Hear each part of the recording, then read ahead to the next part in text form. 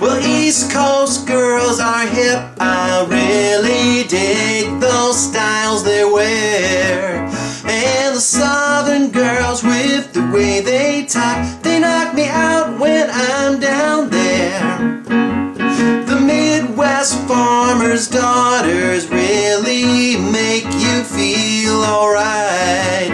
And the Northern girls with the way they kiss, they keep their boyfriends warm at night.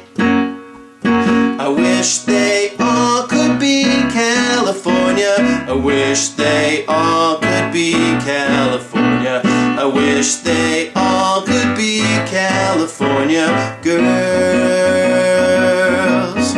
California Girls was written by Brian Wilson and Mike Love, and it was recorded and released by the Beach Boys in 1965 on the album Summer Days and Summer Nights. It got as high as number 3 in the Billboard charts. In this lesson, I'll be introducing the 8 different triads that are used. In addition to that, there are a few chords that are minor 7 chords. So we'll talk about how to form a minor 7 chord. And there's at least one chord that uses a different bass note from the chord. And so I'll be talking about the subject of slash chords.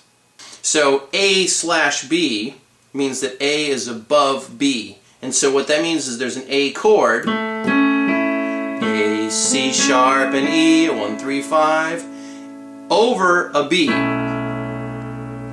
So meaning my left hand is playing a B. As we usually do, I'll first go through the entire song playing all the chords in their root position, and then we'll spend some time talking about how to move from chord to chord, taking advantage of nearest inversions, which will make the chords a little bit easier to play, and it'll also make it sound quite a bit smoother. Now, when we go to E chord, however, from this A chord to the E chord, we are going to take advantage that the fact that the E note is in an A chord and it's also in an E chord.